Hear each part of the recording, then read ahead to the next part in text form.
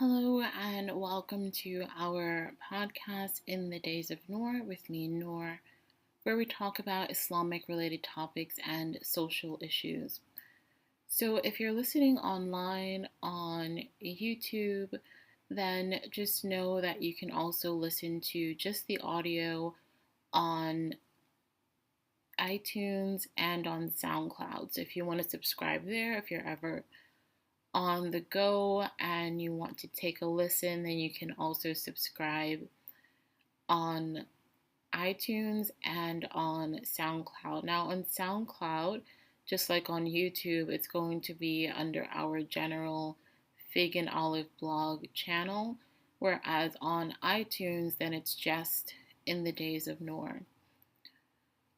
So, we wanted to talk about this idea of marriage being akin to slavery. And I know it sounds strange to even talk about because this is 2019 and we're in America or the West. I know some of my listeners aren't in the West, so my apologies if this isn't completely relevant to you. But even then, I don't know that most places actually treat marriage as some kind of slavery, as some kind of ownership of men over women. But Allahu Alam, I know that places vary. So I can only speak about the West for a moment.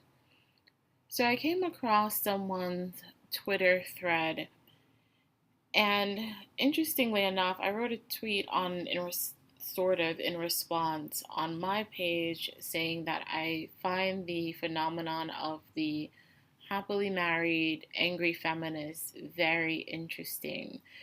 And it's also unfortunate to me because there are a lot of women, whatever feminists want to say about marriage, there are a lot of women, pretty much most, who do aspire to be married.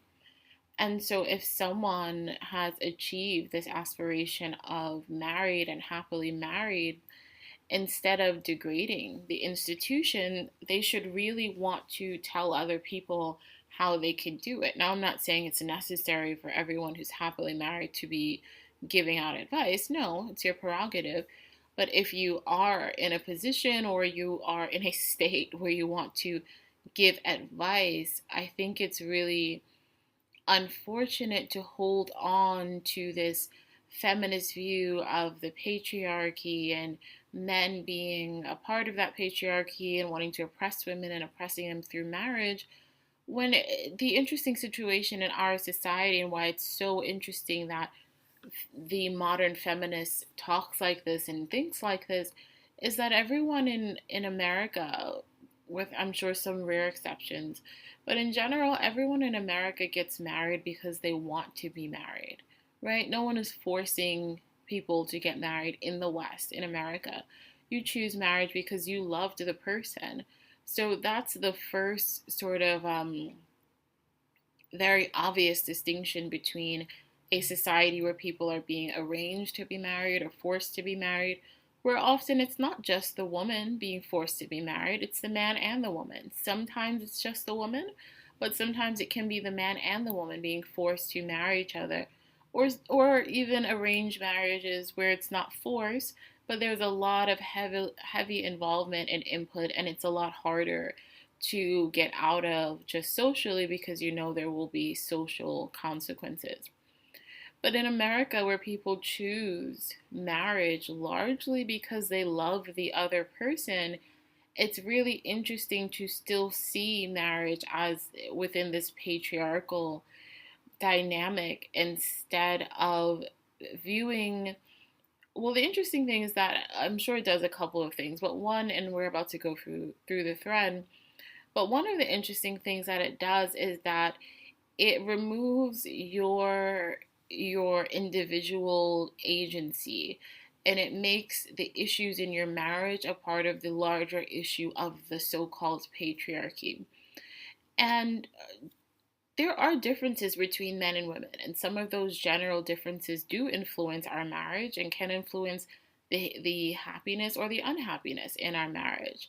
But to attribute all of your problems to it would be bad enough in a sense to attribute all of your problems to, oh, that's the way men are, or oh, that's the way women are. That would be bad enough because it still is valuable to look at the individual person that you're dealing with, who is not only a gender, but they're also influenced by their personal upbringing and their culture and what they've been through in their own life, etc. So they're not just their gender, right?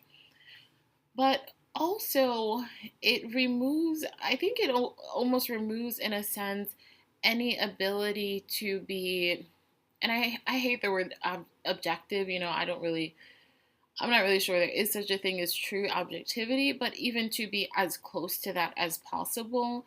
Because if you're always viewing everything through, not, and again, not just gender and gender norms and gender stereotypes, but taking it to this other degree of oppression and patriarchy and men wanting to bring down women, then that becomes a real problem, because then your husband can almost never be himself. In a sense, he can never, um it can never just be a mistake that he has done.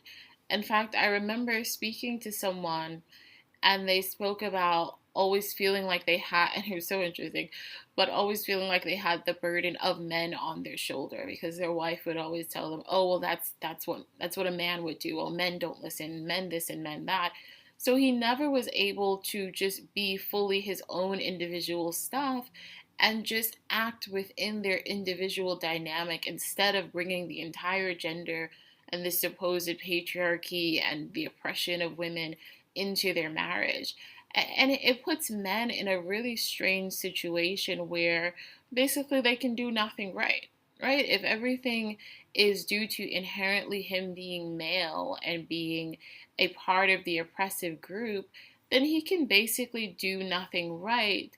Or, and I don't know if this is better or worse, or he'll be in this constant state of cowering to your request and whatever you think of him. Okay, he's of the oppressive group, so you are of the oppressed group, so whatever you say about him is true, and whatever he says about you, oh, that's just a manifestation of the patriarchy. Like, that's a really horrible dynamic to have, instead of being two individuals. And again, of course, culture, gender roles, gender norms, gender stereotypes, your upbringing, the society you're in, all of that is going to impact an individual, right? But to just say that one of those things sort of overwhelmingly contribute to the dynamic of the marriage, and to be, as the man, to see him as guilty before having to do anything just because he's a man, I don't see how that sets up a very healthy dynamic for a marriage. So I want to get to this lady's thread, and then I am going to, maybe I'll go through it while I'm reading the thread. So this is a woman who's been married for 15 years. And okay, I think I didn't copy her whole thread.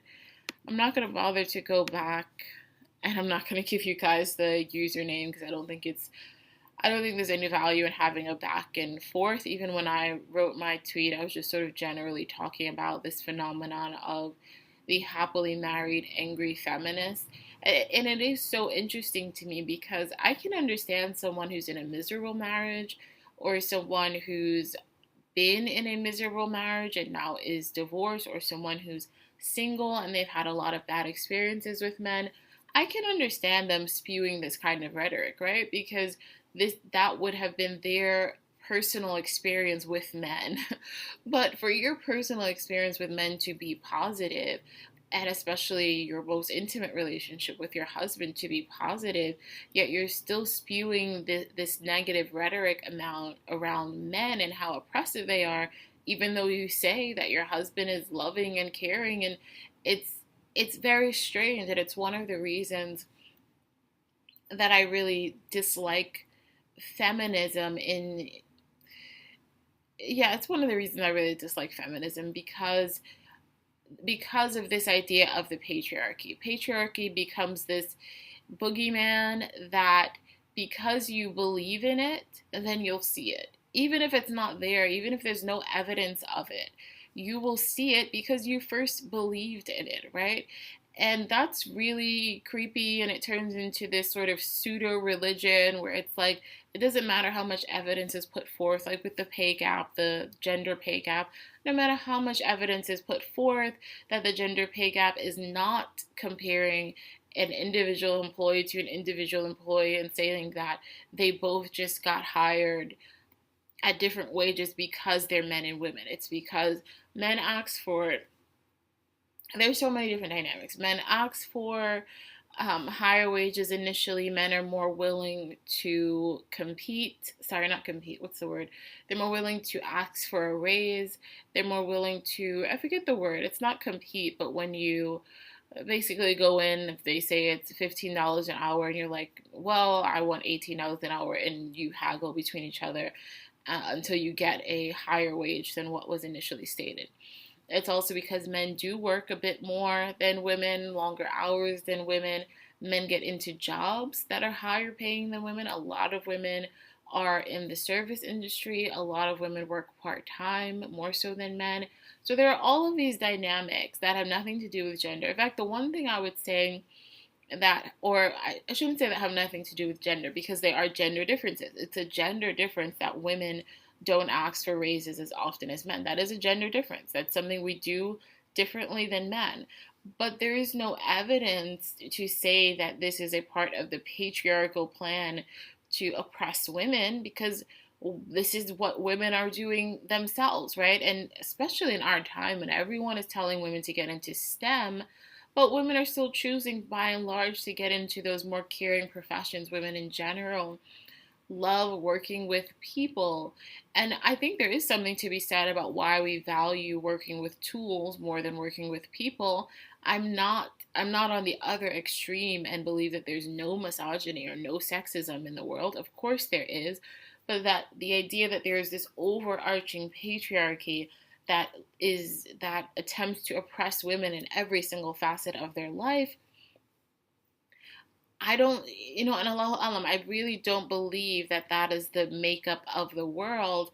And I think very often when feminists are showing so-called evidence of this, it's really just a manifestation of gender differences and not of men purposefully trying to oppress women. To give a silly example, is when there was the outcry, so to speak, over manspreading.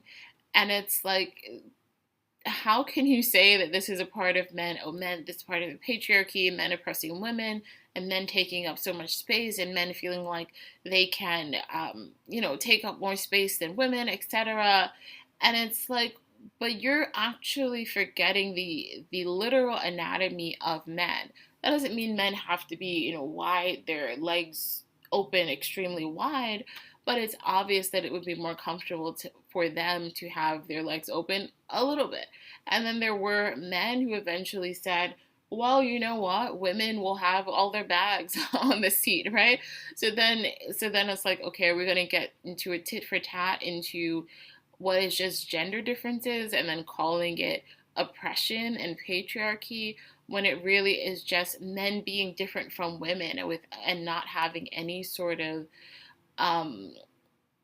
negative intention necessarily. And again, there are men who are misogynists. There's no doubt about it. But to say that that is in the blood, that's in their being, that's just a part of who they are. It's a part of the fabric of society.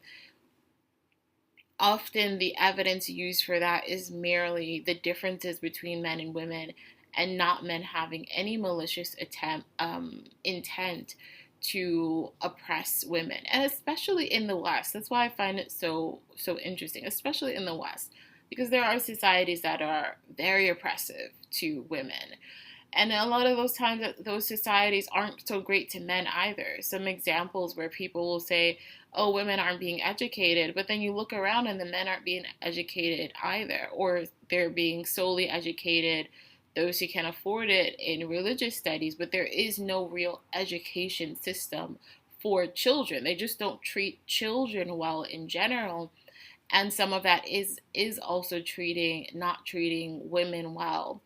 as well. So let's get into this thread, inshallah. Again, I forgot to, or I didn't get to copy all of it, but it's pretty long anyway without me having copied all of it. So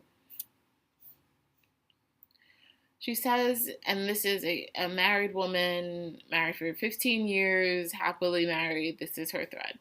My conditioning made me unconsciously complicit. For years, I did the labor eagerly, totally unaware and not wanting any credit, just making the relationship go well. Just wanted to make things nice for him, family, friends. Only occasionally did I think, hey, I'm doing a lot here. So there is this idea that feminists have been talking about a lot in recent years of the invisible labor of women. There's a specific word and I can't quite remember it. I don't think it's emotional labor that is a part of it, but and there was a really good article from The Guardian in this regard. And I do think it's valuable to realize this, but I think that we don't understand how difficult this is to correct because we don't understand that this is something that simply women want to do. We think of it as men are being oppressive and the patriarchy, and they force us to do more of this domestic work and they force us to take over more of the child care. But really and truly, there are so many women who, even if they ask their husbands to do something in the household, they'll come back and correct him. There was a really funny TED Talk where she spoke about how much time women spend correcting the chores their men did. And I think we should, in that language of correcting, we should really also hear women feeling like we are superior in certain realms. And so we feel like we can correct and say the proper way that things ought to be in certain realms. And the domestic realm has been our realm for centuries. So while I do, here's the thing too, because women are working, that's probably also why there is an awareness of how much more work we do in the domestic sphere. Because if you were solely in the domestic sphere and that was your world, and your husband was solely the breadwinner and that was his world, I do feel that a lot of women would feel there was more justice and more equality, just in the sense of, okay, he has his role and he's going out there and working, or in older times, he's going out there and hunting. And I'm here, I'm taking care of the children, I'm cooking and cleaning and all that. And this is just my world.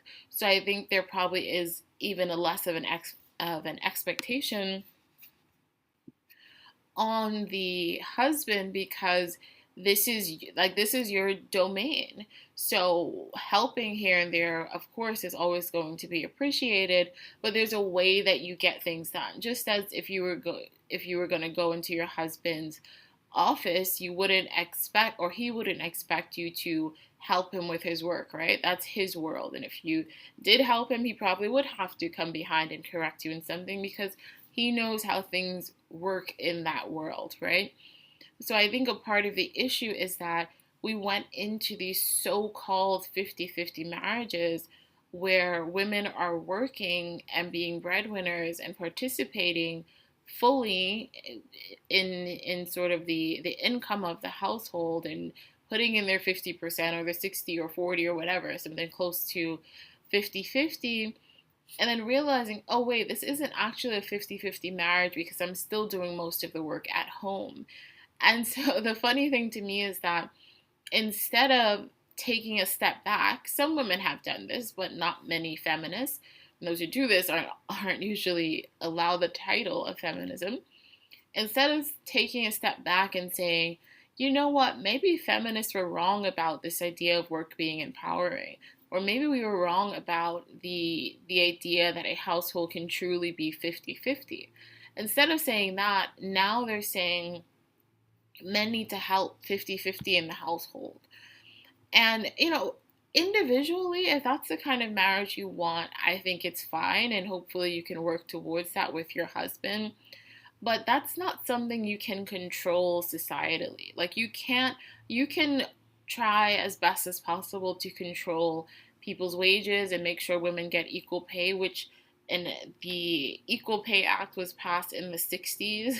So whenever women are talking about equal pay, I literally don't know what they want because the Equal Pay Act was already passed 40, 50 years ago. So I don't know what more they want instead of, not instead of, but except they want to actually, I don't know, somehow force companies to pay everyone exactly the same, even if they don't necessarily deserve it. And that could be man or woman. The woman can sometimes be making more, right? Um, and even, I probably talked about this in another podcast or on the blog by thefigandtheolive.com. But there was, I think it's the CEO of Reddit or something, not the one that's married to Serena Williams. There's a woman that at least was running it a couple years ago. Then she decided to not allow employees to do overtime. So this was her step in the direction of creating equal pay because, I mean, at least she was honest enough to acknowledge that this is one of the reasons men get paid more because they work more. But the solution to me is so unjust in saying that, okay, now no one can work more.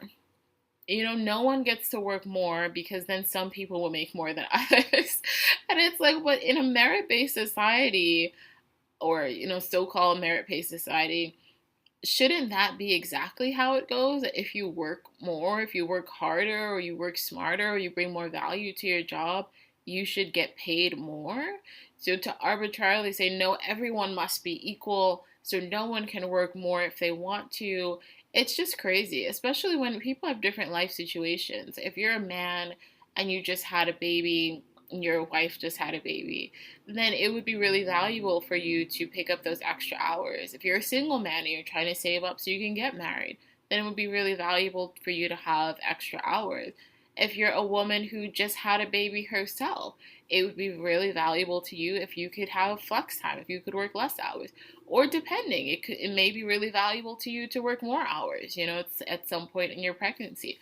Everyone's going to be different and have different reasons as to why they can or cannot or do not want to work more hours. So to take it away from everyone is just unjust. So let's go on with this thread.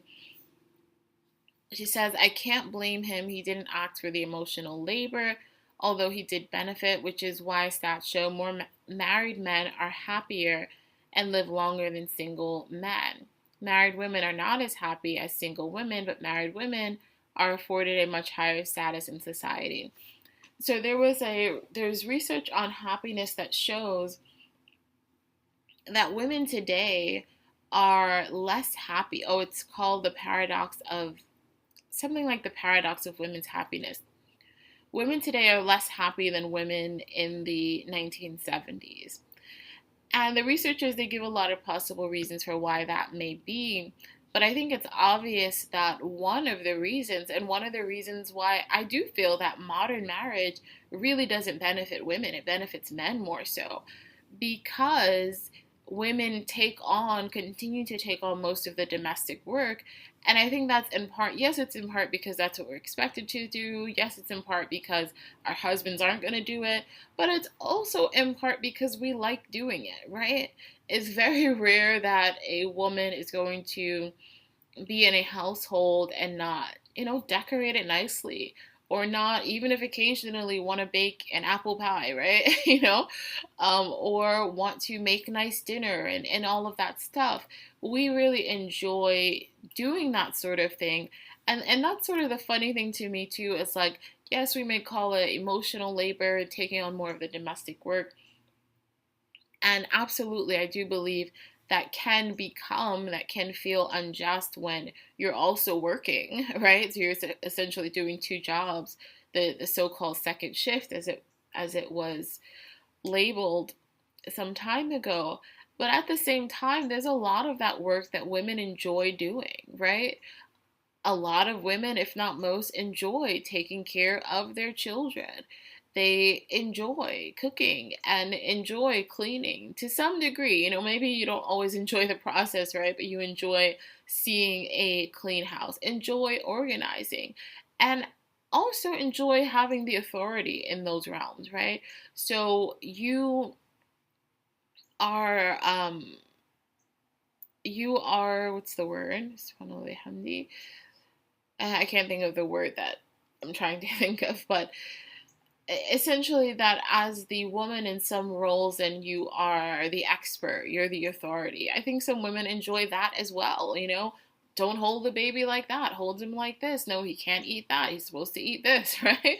So there is a certain level of authority that comes with that I do think women actually enjoy and don't want to let go of, because that is power also. It's interesting that we only see power as what we have in the outside world, which most of us don't have much power in the outside world.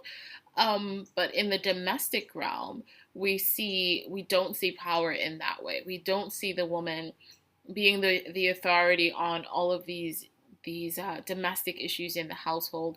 We don't see that as power, but why, you know? And that sort of is misogyny from the feminist point of view, because it's saying that really anything associated with women is inherently powerless, which is again why I hate this idea of patriarchy and women are just oppressed by men, because it turns everything into that narrative. So even when something clearly doesn't fit that narrative, it turns it into that anyway, because that is what they believe on the outset. So everything is going to be colored by that. She goes on, which is why women can't win here in the patriarchy.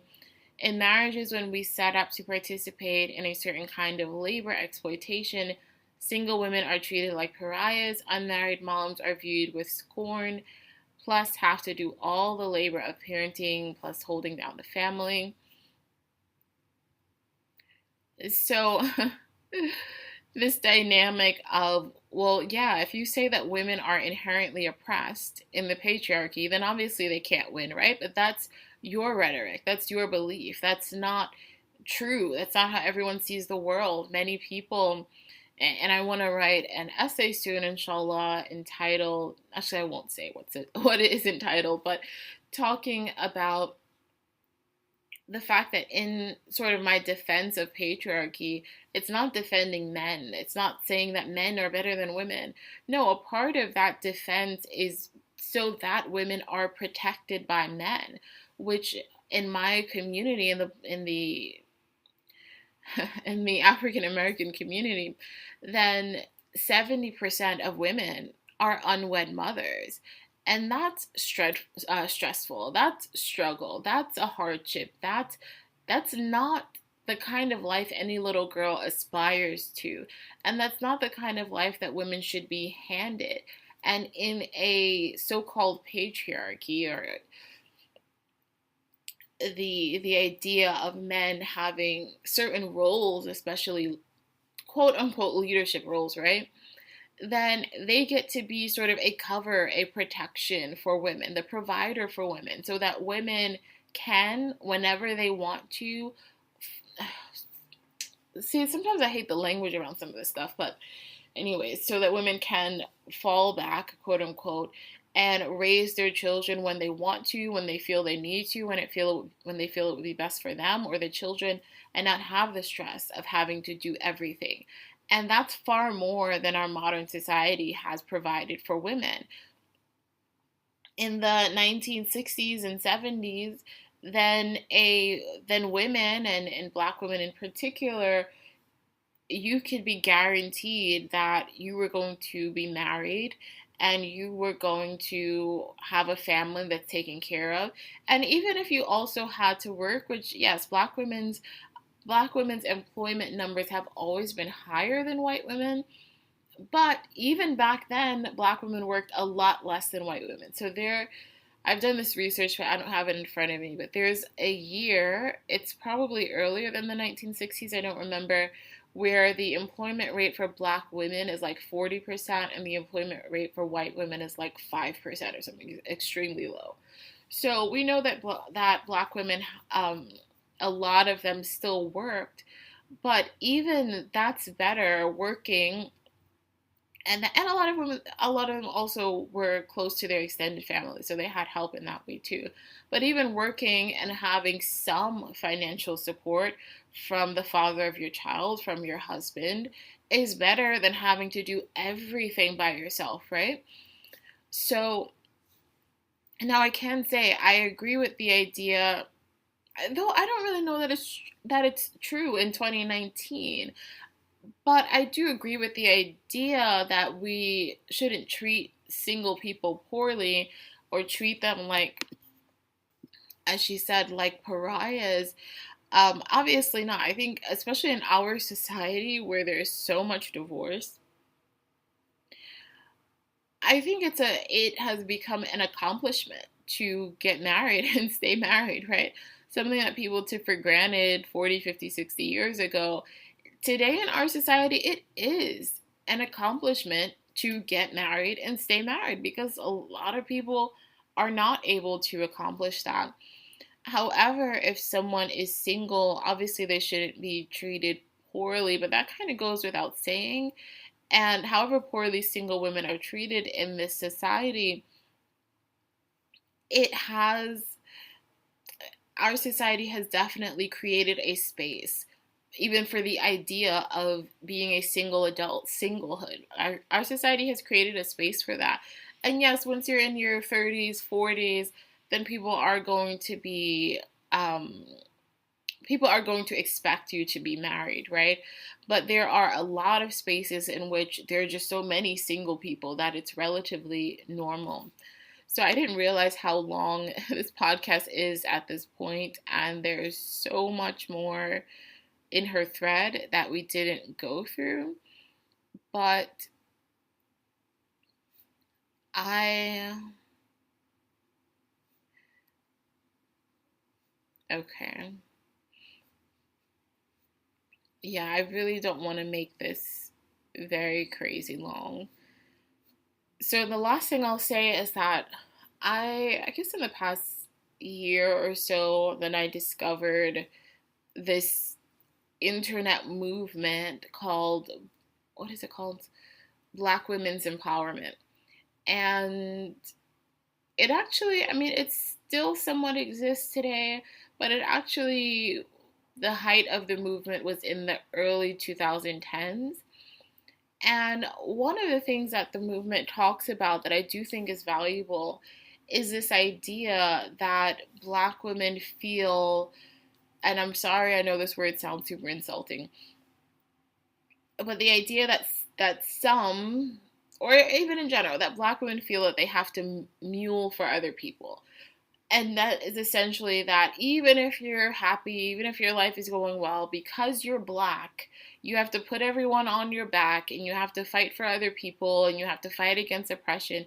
Even though your life is great, even though you're in a marriage that's great, you still have to acknowledge the so-called patriarchy and sexism and that marriage isn't an accomplishment and all of this other rhetoric, because it's almost like you feel, or you've been made to feel, more comfortable with struggle. So you have to find it even if it's not there. And I think that this is a case of that. And I know that that movement, they do use a lot of language that is inflammatory and insulting.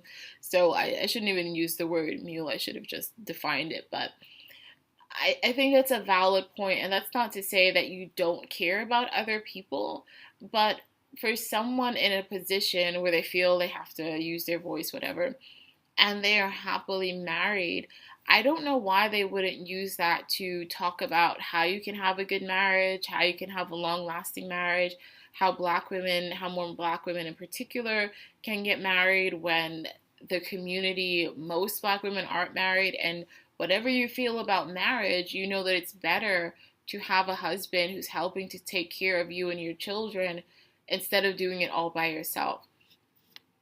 And one thing that my dad has said in the past is that raising a child, and it's very simple, but raising a child is a two-person job at least. So to be a single mother and trying to raise a child, of course it's going to be a great difficulty. So we should be trying to promote more marriages in the Black community. So I don't see what benefit it's doing by degrading marriage, and sort of associating it with oppression and patriarchy. When we live in the West, no one bullied you into getting married. Now, can you say there is a social impetus, a social encouragement to get married? To some degree, it's still there, to some degree, but every day I hear people talking about marriage in a negative light. So I can't say it's 50-50 that people are pro marriage and against marriage. Maybe it's more like 70% pro marriage and 30% pro marriage. And that's kind of more so just because of a lot of the old sentiment. Like, you won't hear so many people actively be pro marriage unless it's like a conservative. But in general, people will have very nuanced answers. Oh, well, marriage is good for some people, or marriage is not good for everyone, etc. Or they'll be very negative. So sometimes I feel like feminists purposefully want to be stuck in the past.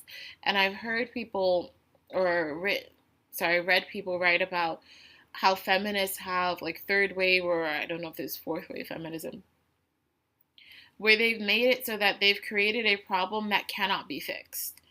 And while not everyone who's a feminist is making money, it just sort of, in a sense, it keeps them in business, right? So if you can make it so that people believe in the patriarchy, no matter how good society is, no matter how good society treats women, there will always be because you have that lens, then everything can be colored with that lens. So men simply spreading their legs a little wider than women on a train, that is an issue. That's a part of the patriarchy. That's a part of oppression.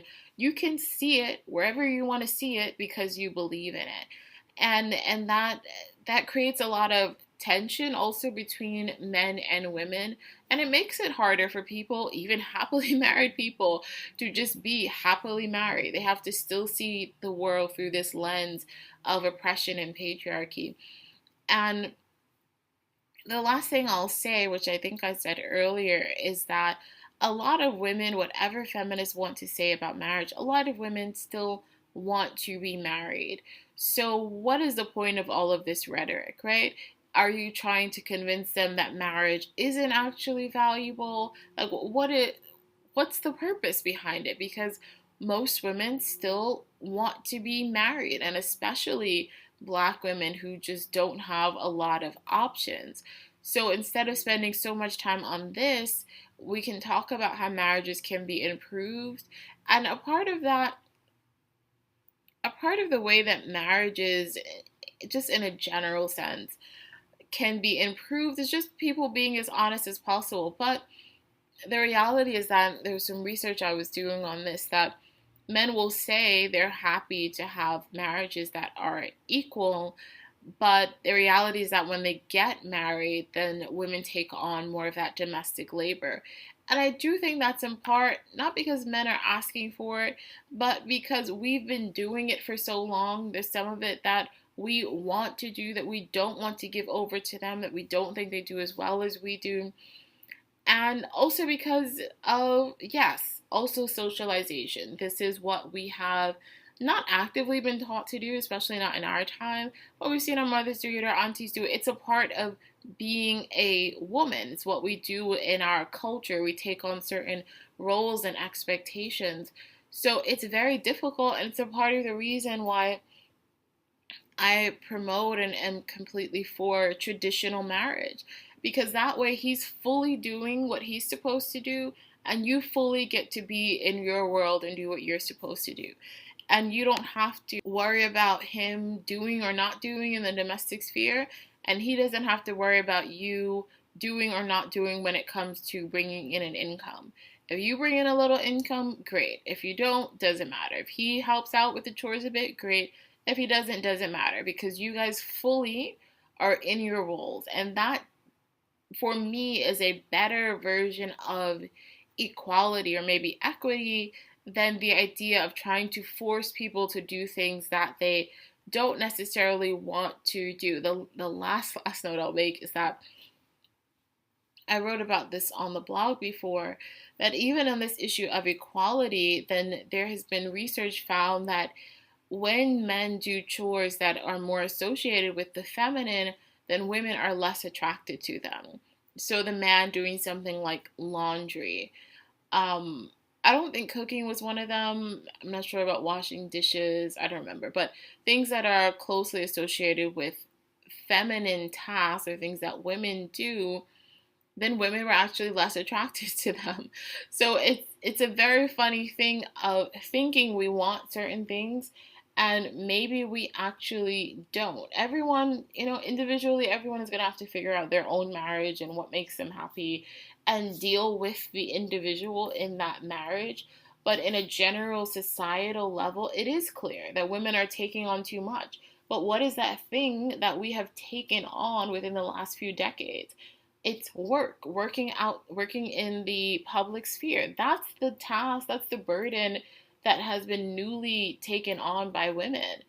And whatever other things may be associated with it, back in the 1970s, when there were much less women working and there were more women solely focused on the domestic sphere or primarily focused on the domestic sphere, women were happier. So maybe there's something to be said about that. Thank you for listening. Inshallah ta'ala, be sure to follow us on social media, Fig and Olive blog, and subscribe to the podcast on iTunes, YouTube, SoundCloud, wherever you want, and check out our blog by thefigandtheolive.com. Also, please, if you enjoy our work, we'd really appreciate if you became a patron. When you become a patron, then you are able to support our work on a consistent basis. And so that would really, really be helpful. Jazakallah khair. Thank you for listening and take care.